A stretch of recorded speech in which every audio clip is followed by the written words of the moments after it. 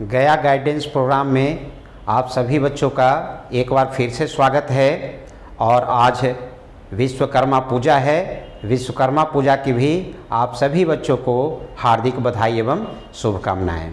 लेकिन पढ़ाई अनवरत चलते रहना चाहिए बच्चों। हम लोग पढ़ रहे थे लोकोमोशन एंड मूवमेंट, और लोकोमोशन एंड मूवमेंट का आज लेक्चर 4 होगा, जिसके साथ ही ये चैप्टर का समापन भी हो जाएगा। तो जो पहले हम लोग पढ़े हैं उसको आप लोग यदि रिकैप करना चाहते हैं तो पहले के 3 लेक्चर का वीडियो डाला हुआ है, आप लोग देख सकते हैं। और आज चौथा वीडियो हम लोग कंप्लीट करने जा रहे हैं। तो डायरेक्ट सबसे पहले हम लोग अब बोर्ड का सहारा लेकर के और जो डिस्कशन करना है उसको हम लोग डिस्कशन करेंगे। हम लोग पिछले कक्षा में बच्चों पढ़े थे कि हमारे बॉडी में जो स्केलेटल सिस्टम होता है उसको 2 टाइप्स में मेनली बांटा गया है। पहला जो था वो क्या कहलाया था, एक्सिस बनाने के चलते एक्सियल बोन्स के नाम से जाना गया था। और दूसरा जो होता है वो होता है बच्चों एपेंडिकुलर बोन्स। एक्सियल्स बोन्स में टोटल 80 होता है और एपेंडिकुलर्स बोन में टोटल 126 होता है। इसके बारे में हम लोग पिछले वीडियो में डिस्कस कर चुके हैं। आज हम लोगों का मेन फोकस एपेंडिकुलर बोन्स होगा। आप ध्यान से सुनेंगे, सारी बातें समझ में आ जाएगी।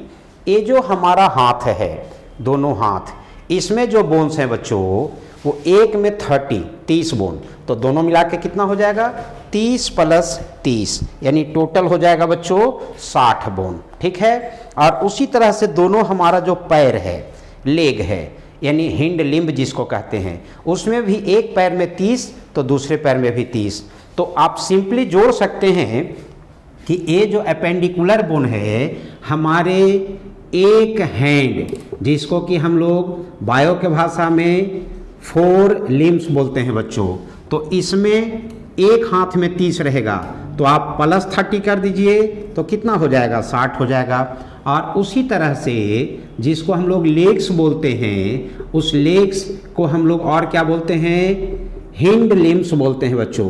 तो उसमें भी 30, एक पैर में 30 रहेगा तो दूसरे पैर में 30, तो 30 और 30 कितना हो जाएगा 60। अब यहाँ देखिए 60 + 60 120 हो गया। बाकी के बचे 6 बोन। ये जो 6 बोन यहाँ पे घट रहा है इसको हम लोग गर्डिल बोन के नाम से जानते हैं। गर्डिल बोन कहाँ रहता है बच्चों, तो हमारे कंधा में रहता है। यहाँ से यहाँ तक आधा कंधा इस साइड में हुआ और इधर से इधर, यानी right half and left half. तो यहाँ पर जो बोन होता है पेक्टोरल गर्डिल के नाम से जाना जाता है। और हाफ पेक्टोरल गर्डिल में जो 2 बोन होता है 1 बाय 1 हम पढ़ेंगे। एक का नाम होता है बेटा क्लेविकल, जिसको कि हम लोग कॉलर बोन के नाम से भी जानते हैं, और दूसरे का नाम होता है स्कैपुला। दुबला पतला आदमी होता है तो देखोगे ऐसे करेगा ना, ऐसे, तो यहाँ पर एकदम ट्रायंगुलर समोसा स्टाइल में फेंक देता है बाहर, तो वो कहलाता है स्कैपुला। तो एक क्लेविकल + एक स्कैपुला इधर हुआ, उसी तरह से एक क्लेविकल + एक स्कैपुला इधर हुआ, तो टोटल कितना हो गया बच्चों 4। और उसके बाद हमारा जो हिप गर्डिल होता है उसको हम लोग पेल्विक गर्डिल भी कहते हैं। ऊपर हो गया पेक्टोरल गर्डिल और नीचे जो होता है कमर वाले पोर्शन में बच्चों उसको हम लोग पेल्विक गर्डिल के नाम से जानते हैं। उस पेल्विक गर्डिल में भी राइट और लेफ्ट हाफ होता है और दोनों बोन का नाम सेम होता है बच्चों, कोक्सल बोन। तो कोक्सल बोन का नंबर कितना हो जाएगा 2 हो जाएगा। तो टोटल अब देखिए 2 कोक्सल बोन प्लस यहाँ 4 हो गया, 2 क्लेविकल 2 स्कैपुला और 120 हाथ और पैर में, टोटल 126। इसी 126 के बारे में हम लोग आज डिटेल डिस्कशन करने जा रहे हैं।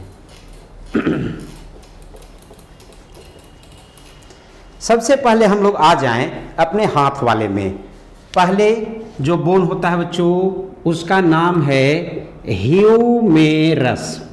ह्यूमेरस एक होता है एक हाथ में, यहाँ से यहाँ तक, यानी जो आप यहाँ से आर्म्स आता है और एल्बो तक एक बोन जो है इसका नाम है ह्यूमेरस। याद करने का ट्रिक बता देते हैं। HAND हैंड मीन्स हाथ होता है और HUMERUS ह्यूमेरस, यानी H फॉर हैंड हाथ, H फॉर ह्यूमेरस। क्योंकि कन्फ्यूजन होता है कभी कभी बच्चों को कि हम हाथ वाले को ह्यूमेरस कहें कि फीमर कहें, तो ट्रिक के सहारे आप आसानी से याद रख सकते हैं। क्योंकि H फॉर हैंड भी होता है और H फॉर ह्यूमेरस भी है। तो ह्यूमेरस बोन का नंबर वन हैंड में कितना होगा बच्चों? 1 होगा।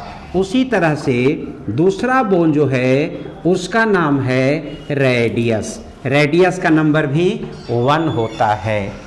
थर्ड में हम लोग आ जाते हैं, उसका नाम है बच्चों अल्ना। अल्ना का भी नंबर 1 होता है। और रेडियस और अल्ना कहाँ होता है? तो आप एल्बो देख रहे हैं, कोहनी, यहाँ से लेकर के यहाँ तक जो पार्ट होता है इसको हम लोग कहते हैं रेडियस प्लस अल्ना। यानी एक रेडियस नाम का बोन होगा और दूसरा अल्ना नाम का बोन होगा। अब आगे आते हैं हम लोग रिस्ट में, कलाई वाला हड्डी। ये कलाई में जो है ना बच्चों 8 बोन्स होता है और सब का नाम जो है कार्पल्स होता है। यानी कार्पल्स कितना होगा? 8। आप जानते हो, याद करने का ट्रिक बताते हैं। कार से यदि आप लोग चलते होगे तो देखते हो ऐसे हाथ ऐसे घुमाए तो जो हैंडल होता है कार का घूम जाता है एक पल में। तो कार को एक पल में घुमाने वाला जो बोन है उसका नाम भी है कार्पल्स। तो कार्पल्स का नंबर कितना होता है? 8 होता है बच्चों। ये कलाई बोन के नाम से जाना जाता है, कलाई वाला हड्डी है। मैया जसोदा कलैया ममोड़ा, वहां नहीं पहुंच जाना। आगे आते हैं बच्चों हम लोग, अगला का नाम है मेटा कार्पल्स। कितना प्यारा है, एक पर एक फ्री। पहले से कार्पल्स तो था ही, उसमें मेटा सिर्फ ऐड कर दिए तो मेटा कार्पल्स हो गया। और इसका नंबर टोटल होता है बच्चों 5। ये कहाँ रहता है? हमारे पाम में रहता है, यानी हथेली में रहता है। यानी यहाँ से यहाँ तक एक, यहाँ से यहाँ दूसरा, यानी हर फिंगर के सामने, इस लिटिल फिंगर के सामने एक रहेगा, फिर उसके साइड वाले में तो 4 फिंगर ऊपर से है तो 4 रहेगा और एक रहेगा थंब के सामने। यानी 5 हड्डी यहाँ होता है जिसको हम लोग नाम क्या देते हैं? मेटाकार्पल्स।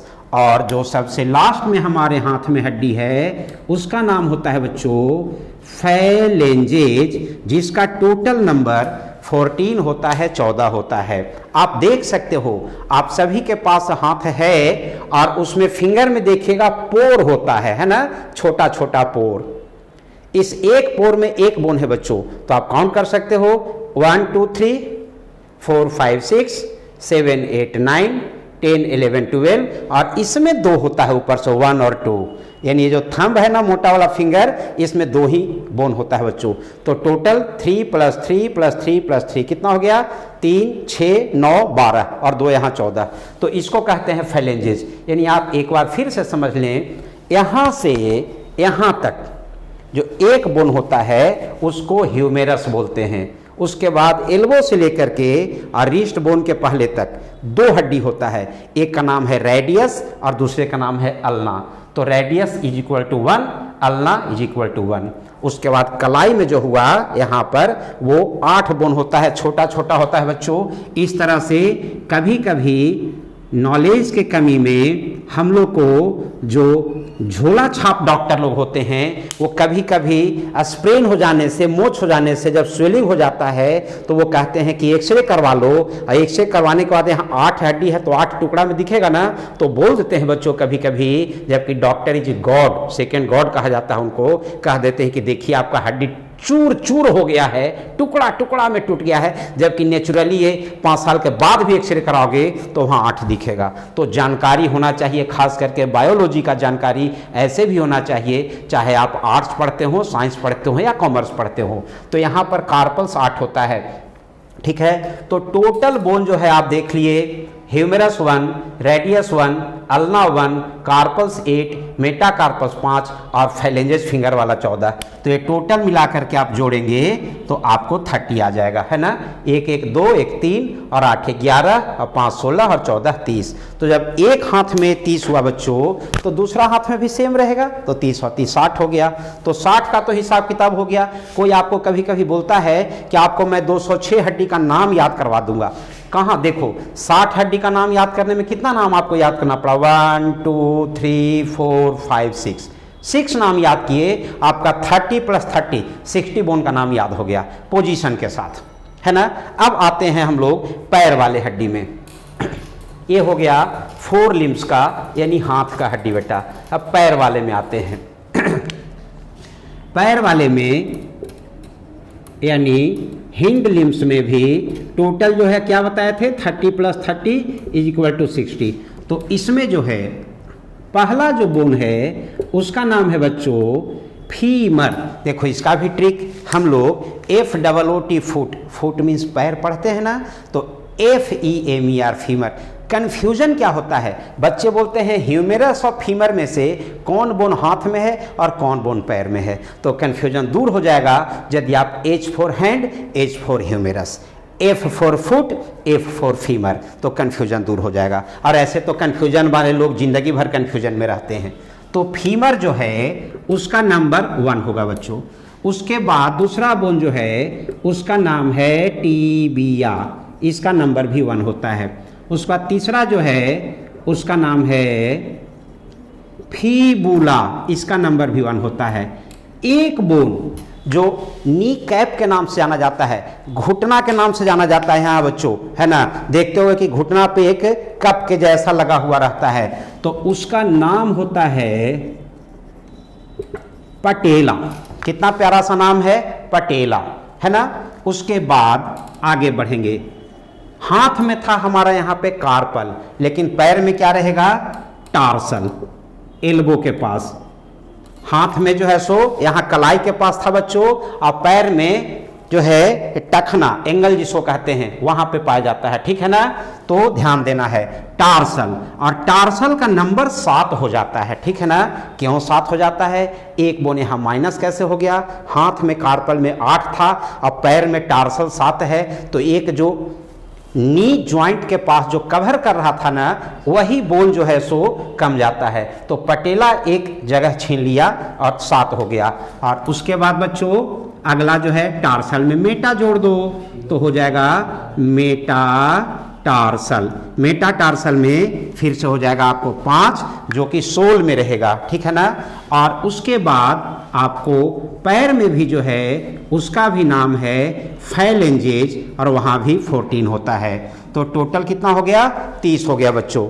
यानी आप पैर वाले में ध्यान से देख लीजिए, पहला हो जाएगा फीमर। आपको हम डायग्राम से, है ना, स्मार्ट टीवी के सहारे भी इसको मैं दिखाऊंगा आपको 1 बाई 1।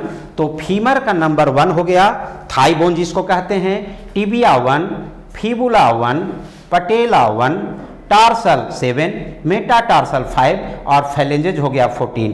तो ये 30 हो गया बच्चों। और एक पैर में 30 तो दूसरे पैर में भी 30, तो आप 2 से गुना कर दोगे तो 60 हो जाएगा, या जोड़ करने आता है तो 30 + 30 जोड़ दो 60 हो जाएगा, बात बराबर। अब जो है सो हम लोग 120 के बारे में पढ़ लिए। उसके बाद बताए थे कि चूंकि ये अपेंडिकुलर बोन अटैच कहाँ से रहेगा, कंधा वाला बोन से। तो कंधा वाला बोन को हम लोग बच्चों बोलचाल की भाषा में गर्डिल के नाम से जानते हैं, और कंधा वाला में एक पेक्टोरल शब्द जोड़ देते हैं तो हो जाता है पेक्टोरल गर्डिल। अब इस पेक्टोरल गर्डिल में 2 बोन होता है। एक बोन का नाम होता है क्लेविकल, जो यहाँ पर ऐसे अरेंज रहता है, ऐसे कंधा पे, इसको कॉलर बोन के नाम से भी जानते हैं। कभी कोई पूछ दे आपसे कि कॉलर बोन क्या होता है, तो आप अपने शर्ट के कॉलर में मत ढूंढने लगिएगा कि बोन हमारा घुस गया कॉलर में, क्या, ऐसी बात नहीं है बच्चों। तो यहाँ पर ऐसे रहता है कंधा में, उसको हम लोग कॉलर बोन के नाम से जानते हैं, क्लेविकल। और इसका नंबर हाफ कंधा में इस साइड में 1 होगा। और उसके नीचे एक होता है स्कैपुला। स्कैपुला जो है दुबला पत्ता बच्चा को आप देखेंगे ऐसे करने ना, तो पीछे से एकदम सिंघड़ा स्टाइल में रफली ट्रायंगुलर बोन एक आता है, वही है स्कैपुला। और उस स्कैपुला में बच्चों एक कैविटी होता है, उस कैविटी का नाम दिया जाता है ग्लिनोइड कैविटी। जब मैं जॉइंट्स का चर्चा करूंगा तो इसी ग्लिनोइड कैविटी में ये जो हमारा हाथ का ह्यूमेरस बोन होता है उसका हेड ऐसे फिट रहता है और ये बॉल एंड सॉकेट ज्वाइंट बनाता है, जो हम लोग एकदम 360 डिग्री एंगल पे घुमाते हैं। आप बॉलर को देखे होंगे, जो फास्ट बॉलर होते हैं एकदम घुमा करके बॉल फेंकते हैं, तो इसी के चलते घुमा पाते हैं। यानी स्कैपुला के अंदर एक कैविटी होता है जिसको ग्लिनोइड कैविटी कहते हैं, और जो ह्यूमेरस है उसका जो हेड पार्ट है उसमें मूव करता है। ठीक है, तो क्लेविकल 1, स्कैपुला 1, तो हाफ में 1 + 1 2 हो गया, तो टोटल कितना हो गया, इधर 2 इधर 2, तो 4 हो गया ना। तो अब 120 में हम +4 कर दिए थे। और फिर क्या बताए थे बच्चों, हिप बोन यानी कमर वाला हड्डी। तो जो कमर वाला हड्डी होता है बच्चों, वहां पर क्या कहलाता है, कोक्सल बोन के नाम से। नहीं, यहाँ पर जो नाभि वाला पार्ट है उसके नीचे जो है एक कमर वाले पोर्शन में, ऐसे तो वो 3 + 3 6 बोन के फ्यूजन से बनता है, लेकिन रियली में एडल्ट एज में है कितना, 2 ही बोन है, एक हाफ इधर और एक हाफ इधर। इसको कहते हैं कोक्सल बोन। क्या कहते हैं बच्चों, उसको कहते हैं COXL, कोक्सल बोन। और कोक्सल बोन का नंबर 2 होता है, तो इसमें 2 ऐड कर देंगे, तो टोटल कितना हो गया, 126। तो ये बोन होते हैं बच्चों। ठीक है, अब इसको मैं आपको दिखाता हूं कैसे।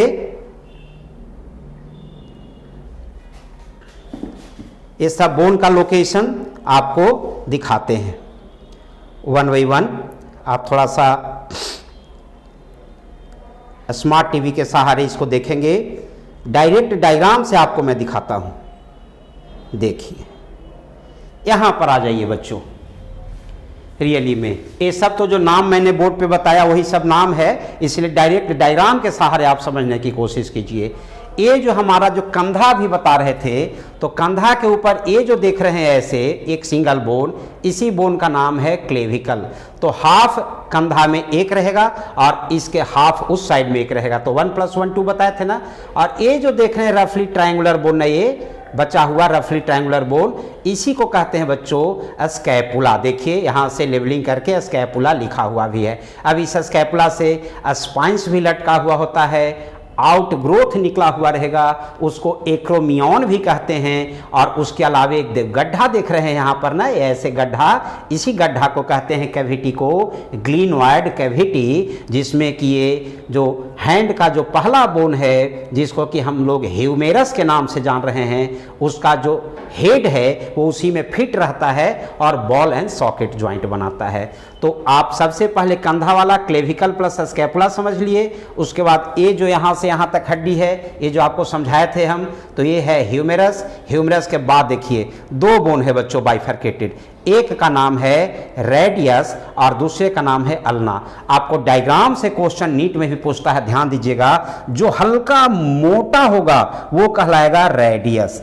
और जो हल्का पतला होगा वो होगा अल्ना। आप ऊपर से नीचे तक गौर से देखेंगे तो हल्का सा पतला जो होता है वो कहलाता है अल्ना और जो हल्का मोटा होता है वो रेडियस। और ये दोनों बोन एल्बो से लेकर के और रिस्ट के पहले रहता है। अब यहाँ पे आ जाइए बच्चों, यहाँ गौर से देखेंगे आपको तो 1 2 3 4 5 6 7 और 8 छोटा छोटा हड्डी दिखाई दे रहा है और इसी का नाम होता है कार्पल्स। और उसके बाद जो हमारा हथेली वाला बोन था यहाँ पर हर फिंगर के सामने देखिए 1, गौर से देखेंगे तो पता चलेगा 1 2 3 4 5, ये 5 का नाम है मेटाकार्पल्स। कार्पल में सिर्फ मेटा जोड़ दिया, बन गया मेटाकार्पल्स। और फिंगर में देखो छोटा छोटा 1 2 3, फिर दूसरे वाले में 1 2 3, फिर तीसरे वाले में 1 2 3, फिर चौथे वाले में 1 2 3, लेकिन 5वें वाले में देखो 1 और 2 दो ही है।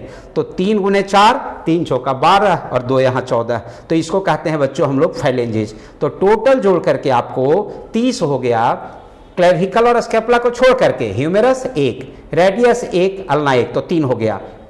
कार्पल 8, 8 3 11 हो गया, मेटाकार्पल 5, 11 5 16 हो गया, अब फेलेंजे 14, 16 14 30 हो गया। तो ये 30 इस हाथ में रहेगा, 30 इस हाथ में भी रहेगा, तो 30 और 30 60 हो गया बच्चों। और ऊपर से क्लेविकल स्कैपुला आधा कंधा में इधर तो आधा कंधा में इधर, डबल हो जाएगा कि नहीं, तो 2 और 2 4 हो गया। एक और डायग्राम अभी लगे हाथ आप लोग देख लीजिए, जो पैर वाला है, क्योंकि जब मैं व्हाइट बोर्ड पे पढ़ाता हूँ तो पैर वाला पोर्शन रिकॉर्ड नहीं हो पाता है, आप लोग देख नहीं पाते हैं, तो यहाँ डायग्राम के सहारे अच्छे से आप देख सकते हैं इसको।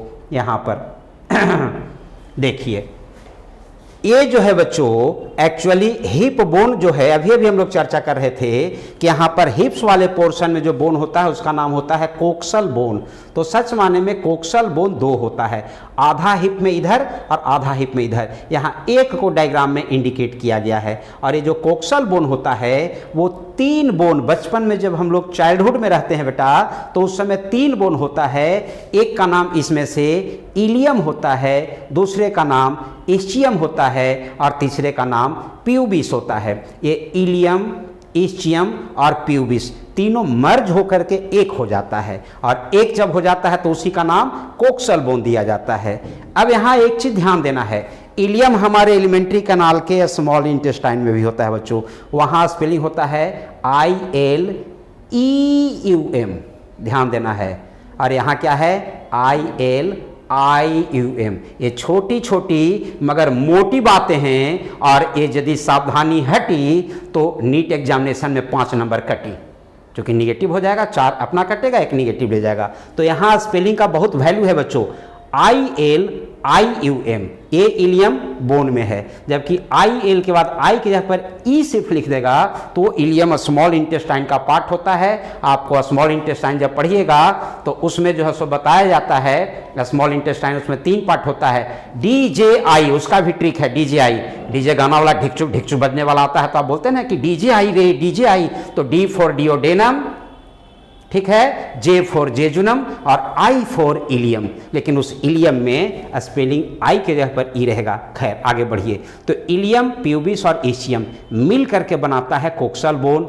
और एक कोक्सल बोन जो है सो आगे सपोर्ट करता है आपको पहला बोन जो थाई बोन बताए थे, फीमर। ये फीमर थाई बोन हमारे बॉडी का सबसे लंबा बोन होता है बच्चों, याद रखिएगा। क्वेश्चन कभी पूछता है कि the longest bone of the our body, तो फीमर यानी थाई बोन। उसके ठीक बाद यहाँ टखना पर देखिए पटेला, कितना प्यारा नाम है पटेला। किसान के बच्चे हो और पढ़ाई कर रहे हो तो गेहूं का, धान का खेत पटेला, तो पटेला ना, और बाकी पटेला नहीं समझना है विशेष। तो यहाँ पर एक बोन होता है छोटा सा जो पटेला कहलाता है बेटा। अब पटेला के ठीक नीचे जो बोन है मोटा वाला वो है टिबिया। अपन घर वाला LG कंपनी वाला टिबिया का चर्चा मत करना है, बोन है टिबिया।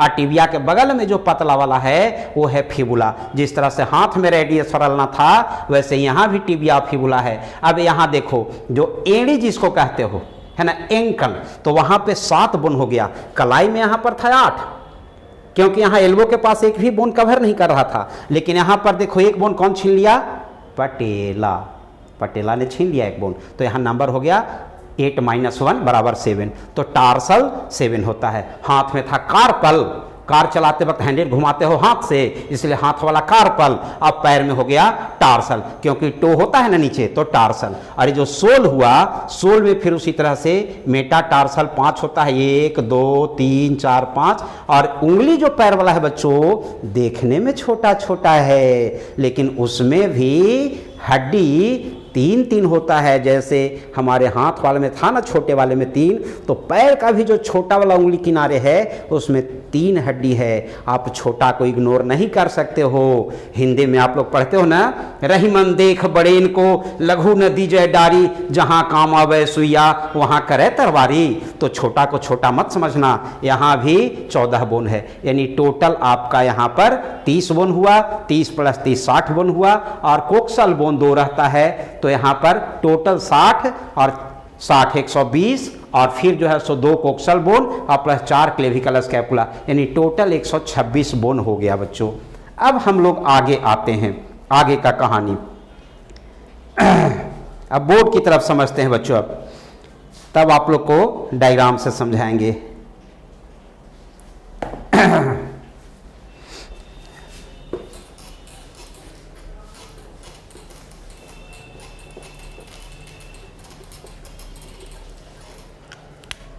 अब आते हैं हम लोग जॉइंट्स के ऊपर। ये जॉइंट्स होता क्या है बच्चों? स्टडी ऑफ जॉइंट्स को आर्थोलॉजी कहते हैं। आर्थोपेडिशियन डॉक्टर जो है सो इलाज करते हैं बोन्स वगैरह का। जॉइंट्स का मतलब हुआ बच्चों, ध्यान से समझिएगा,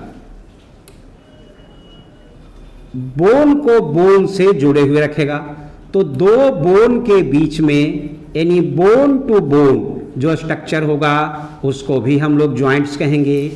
या बोन और कार्टिलेज के बीच में जो होगा, मान लो एक तरफ से बोन है और दूसरे तरफ से कार्टिलेज है, तो उसके बीच में भी जो है जॉइंट्स रहेगा। और जॉइंट्स जो है बोन टू बोन या बोन टू कार्टिलेज या बोन टू मसल सबको जोड़ने का काम करता है, तो उसको कहते हैं हम लोग जॉइंट्स। जॉइंट्स का बहुत इंपॉर्टेंस है बच्चों। ये जो है सो फुल क्रम का काम करता है। आप लोग देखे होंगे कि कभी कभी रोड पर एक 100 kg का पत्थर होता है और उसको आप हाथ से ताकत लगा के फेंकने का कोशिश उठा के करोगे नहीं उठता है, बट एक लंबा सा लकड़ी का या लोहा का लठ लाते हो और उसके कॉर्नर में लगा करके ऐसे थोड़ा प्रेशर लगाते हो, फोर्स जनरेट करते हो, तो तुरंत उघड़ा पुघड़ा के आगे चल जाता है। ठीक उसी तरह से हमारा जो मसल्स में जो फोर्स जनरेट होता है लोकोमोशन एंड मूवमेंट के लिए, उसको बोन क्या करता है, फुल क्रम का काम करता है। और मसल्स के द्वारा जनरेट किया गया फोर्स को बोन जो है सो मूवमेंट एंड लोकोमोशन में आसानी से मदद करता है बच्चों।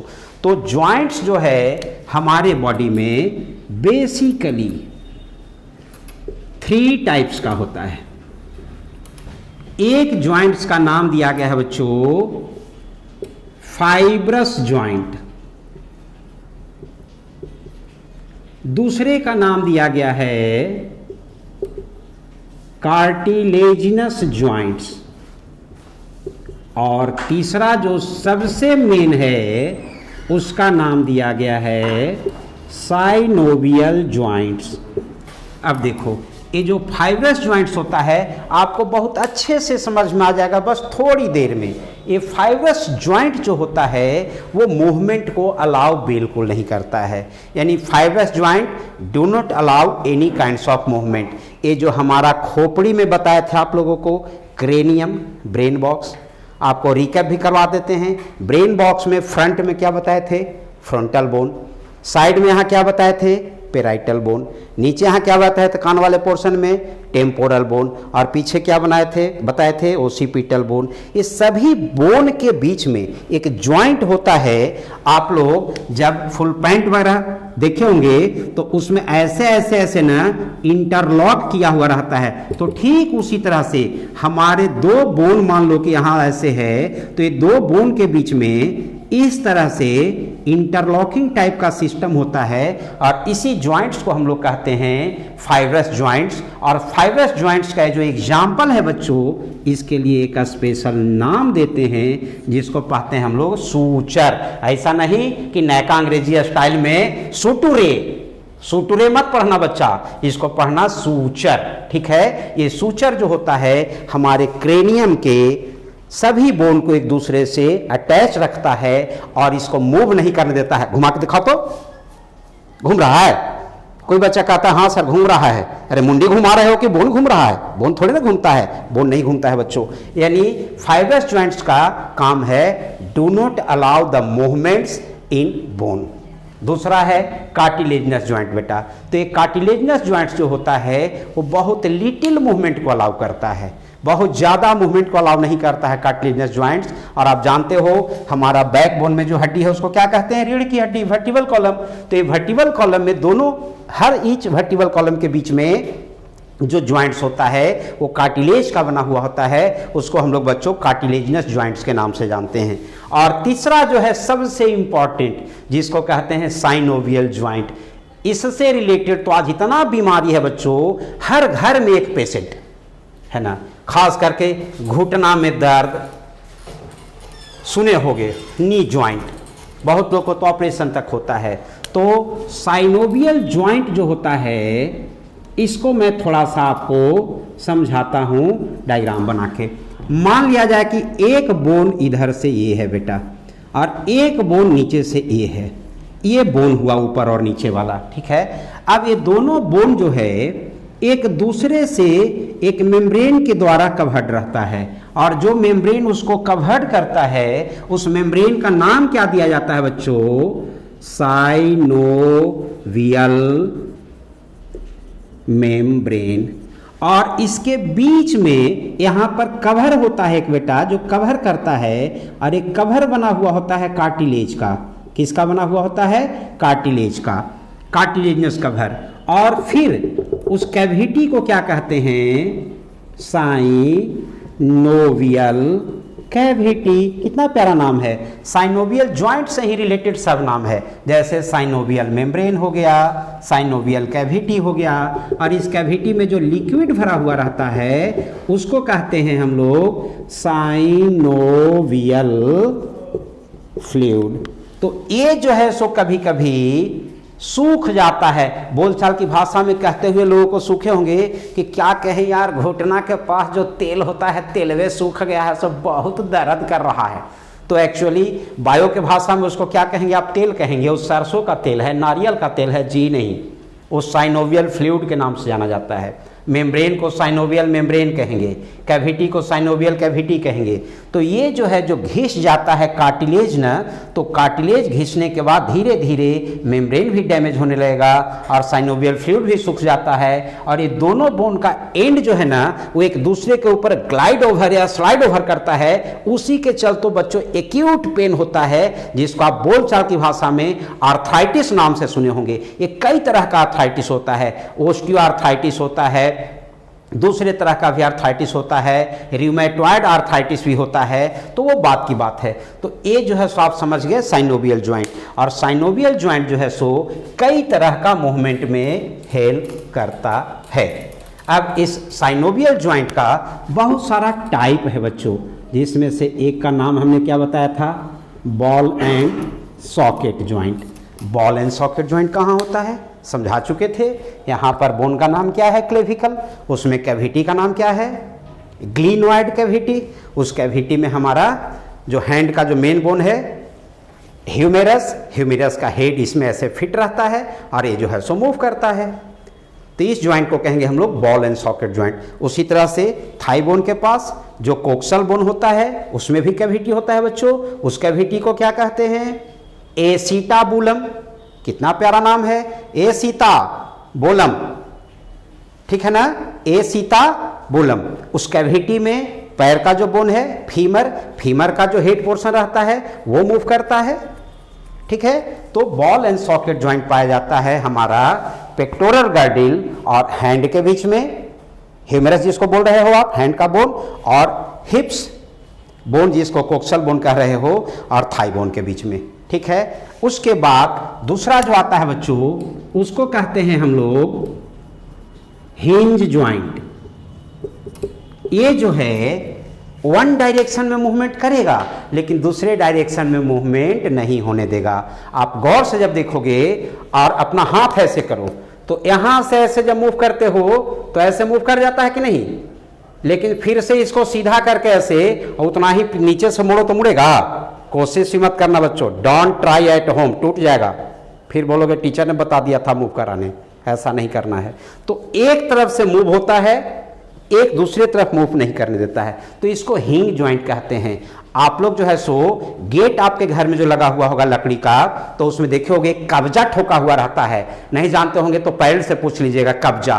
तो कब्जा जो ठोका हुआ होता है, जब मूव कराएंगे तो गेट को एक तरफ से प्रेशर देंगे तो वो खुलता है, लेकिन दूसरा तरफ से जब ऐसे करोगे तो बंद हो जाएगा।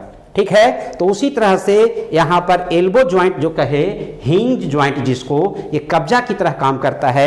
एक तरफ तो मूवमेंट करने देगा पूरा, लेकिन अपोजिट डायरेक्शन में मूव नहीं करने देगा। इसी तरह का यहाँ हमारा जो ठेहुना जिसको बोलते हो है ना, नी ज्वाइंट, वहाँ पर भी रहेगा कि इसको एक तरफ से हम लोग मूव करते हैं तो मूव कर जाता है ऐसे, लेकिन दूसरे तरफ से मूव करने की कोशिश करोगे तो मूव नहीं करेगा। कोशिश ही नहीं करना, मैं बार बार बोल रहा हूँ, टूट जाएगा।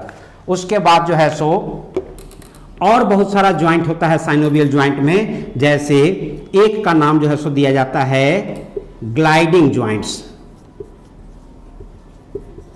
ये ग्लाइडिंग ज्वाइंट्स जो है सो कहाँ होता है बच्चों? ये जो हमारा कार्पल का जो 8 बोन था ना, उसमें रहता है ग्लाइडिंग। ये ग्लाइड एंड स्लाइड करता है, यानी एक दूसरे के ऊपर ग्लाइड एंड स्लाइड भी करता है, इसलिए इसका नाम दिया है ग्लाइडिंग जॉइंट्स। यानी ऐसे जो मूव करते हो ना, या क्रिकेटर को देखे होगे ऐसे करके मारता है, टच कर दिया 4 रन, है ना, तो एक ग्लाइडिंग जॉइंट्स के नाम से जाना जाता है। यानी जो कार्पल वाला में होता है वो ग्लाइडिंग जॉइंट्स होता है। ठीक है बच्चों। उसके बाद जो अगला होता है वो कहलाता है सैडल जॉइंट्स। ये सैडल जॉइंट्स जो होता है वो होता है carpal and metacarpal of thumb. ध्यान देना है यहाँ, ये जो कार्पल है और कार्पल के बाद थंब वाला जो मेटाकार्पल है, बाकी मेटाकार्पल नहीं, carpals and metacarpals of thumbs, इसके बीच में होता है, उसको कहते हैं हम लोग सैडल जॉइंट्स। उसके बाद बच्चों आता है पाइवोट जॉइंट। पाइवोट जॉइंट्स ये कहाँ होता है? तो हम लोग पढ़े हैं कि ये जो हमारा वर्टिब्रल कॉलम है हेड के ठीक नीचे गर्दन में, वो सर्वाइकल वर्टिब्री के नाम से जाना जाता है। सर्वाइकल वर्टिब्री का ऊपर का जो 2 बोन है बच्चों, एक का नाम होता है एटलस और दूसरे का नाम होता है एक्सिस। तो एटलस और एक्सिस जो है, इस तरह से मान लो कि ऐसे बहुत सारा है, तो उस पर जो है सो इस तरह से ऐसे रहता है एक बोन, एक्सिस बनाता है और इसमें ऐसे वो घूम करता है। उसी के चलते हम लोग अपने गर्दन को ऐसे मूव कराते हैं, कभी ऐसे मूव कराते हैं, कभी ऐसे मूव कराते हैं, कभी ऊपर मूव करते हैं, कभी नीचे मूव करते हैं। तो ये जॉइंट जो है सो क्या कहलाता है? वो कहलाता है पाइवोट जॉइंट। तो साइनोवियल जॉइंट्स हमारा कई तरह का होता है बच्चों। ठीक है, इसको जरा सा अब हम लोग स्मार्ट टीवी के सहारे समझ लेते हैं।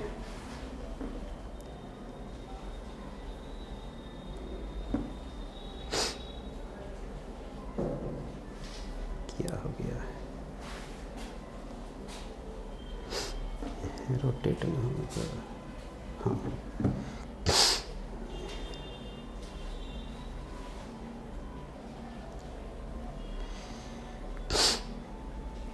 हाँ देखिए बच्चों, जॉइंट्स में आ जाइए, थोड़ा सा बारीकी से इसको समझ लीजिए। The point of contact between bones to bones या bones to cartilage are called joints. It act as fulcrum to carry force generated by the muscles. Fulcrum का मतलब होता है to put less effort more work is done. Joints are of 3 types.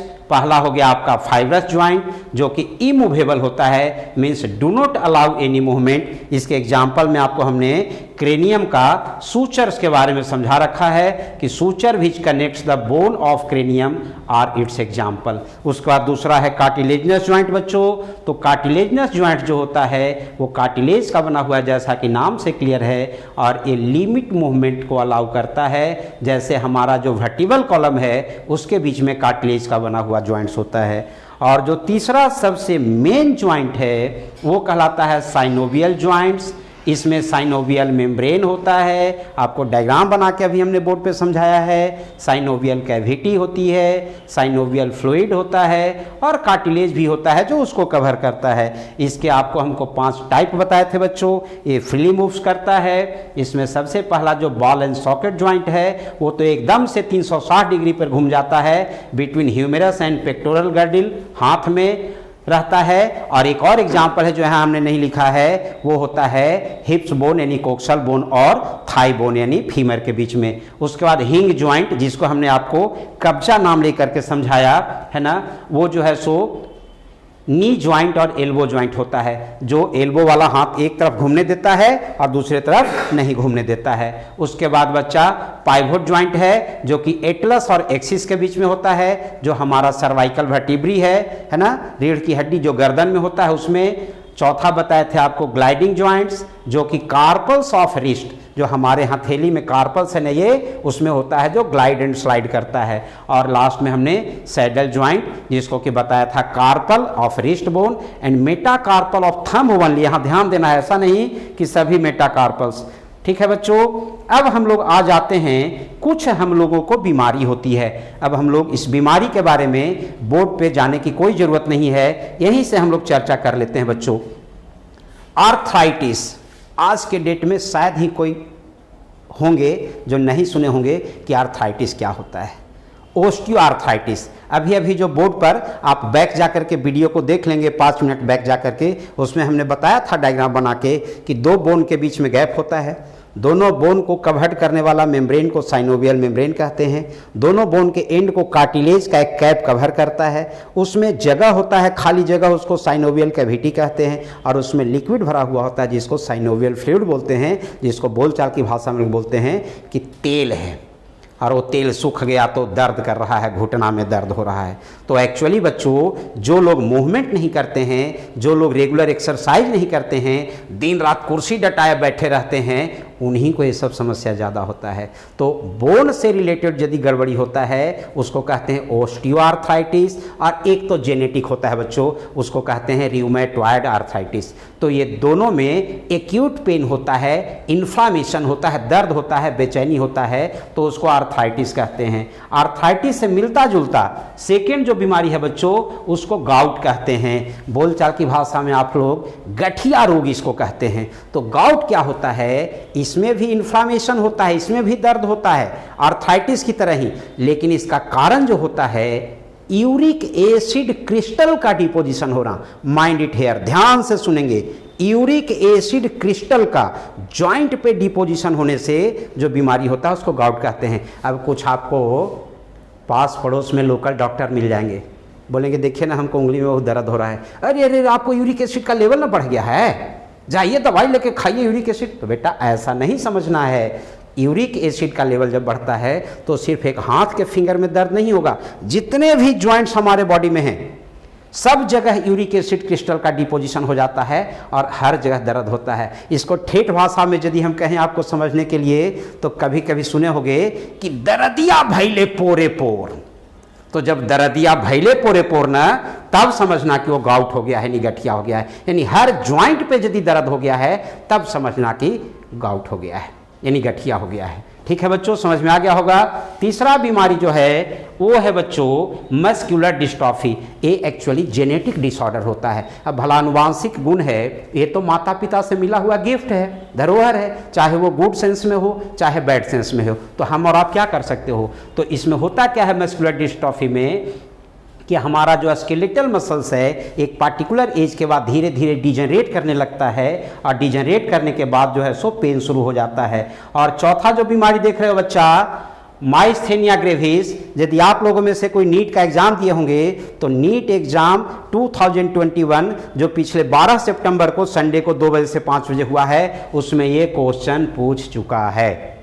ठीक है, direct दिया है कि एक ऑटो इम्यून डिजीज जिसमें न्यूरोमस्कुलर जंक्शन डैमेज हो जाता है। आप लोग को हम सेकेंड वीडियो में पढ़ा चुके हैं कि जो हमारा न्यूरॉन सेल ब्रेन से मोटर न्यूरॉन मैसेज लेके जाता है और जो मसल्स के सार्कोलेमा से जो जंक्शन बनाता है उसको न्यूरोमस्कुलर जंक्शन बोलते हैं। तो वो न्यूरोमस्कुलर जंक्शन जो है डिजनरेट करने लगता है, जिसके चलते फैटिगनेस यानी थकान महसूस होता है, वीकनेस यानी कमजोरी महसूस होता है, और धीरे धीरे पैर में कंपन होते होते फिर पैरालिसिस मार देता है।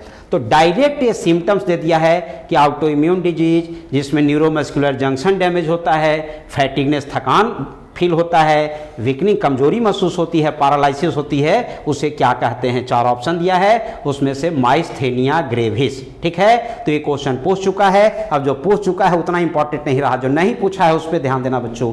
अब अगला बीमारी जो है वो है टीटैनी। बहुत बच्चा कहता है कि गांव में हमारे दादाजी भी बोलते हैं कि अरे पोता तो बड़ी टटैनी ले ले, जरा दबा दो। तो बच्चा ये सब गड़बड़ सड़बड़ नहीं करना है। टीटैनी बायोलॉजिकल टर्म है और एक कैल्शियम आयन का लो कॉन्सेंट्रेशन से होता है। और आप सब जानते हो कैल्शियम हमें कहाँ से मिलता है, सबसे ज़्यादा कैल्शियम दूध से मिलता है। तो दूध खाया पिया करना, दूध खाओ या दूध का बना हुआ मिठाई खाओ, कैल्शियम तो मिलना तय है। अब किसी किसी को कैल्शियम मिलता है, लेकिन कैल्शियम को मेटाबोलाइज करने वाला हार्मोन नहीं होता है। आप हार्मोनल कंट्रोल एंड कोऑर्डिनेशन में इसको पढ़ेंगे, उसके चलते भी गड़बड़ी होता है। तो ऐसा नहीं सोचना कि आपको कैल्शियम मिल गया तो ये बीमारी नहीं हो सकता है। हो सकता है कैल्शियम का मेटाबॉलिज्म करने वाला सिस्टम हमारे बॉडी का खराब हो, यानी किसी चीज़ का एक कारण नहीं होता है। इसलिए मैं हमेशा सलाह देता हूँ, लिटिल नॉलेज डेंजरस थिंग्स। नीम हकीम खतरे जान। थोड़ी जानकारी लेकर के 100% उसी को नहीं जानना है कि अरे कैल्शियम का कमी हो गया इसीलिए हमको टिटैनी हो गया, चलो कैल्शियम की गोली खा लेते हैं तो ठीक हो जाएगा, ऐसा थोड़े है। और बॉडी में जो है सो कैल्शियम को मेटाबोलाइज करा के और बोन में और मसल्स में डिपॉजिट करने वाला सिस्टम ही नहीं है तो कहाँ से होगा। और सबसे अंतिम में बच्चों आज की क्लास का ओस्टियोपोरोसिस है। जरा ध्यान से सुनना, ओस्टियो शब्द कहीं भी मिले ना इसका मतलब होता है बोन यानी हड्डी। जैसे पहले भी मैं बताया था osteoblast, osteoclast, periosteum, ossification, osteogenesis, osteologist, osteology, मतलब ओस्टियो का मीनिंग ही होता है बोन। और पोरोसिस का मतलब होता है पोर हो जाना। बतासा खाए हो, बतासा, बतासा मोटा दिखता है, अब पानी में डुबाओ तो तुरंत बिलबिला जाता है। तो उसी तरह से ओस्टियोपोरोसिस जब बीमारी होती है ना तो हड्डी लगेगा मोटा, लेकिन हल्का सा चोट लगेगा तो फ्रैक्चर कर जाएगा, उसी को कहते हैं ओस्टियोपोरोसिस।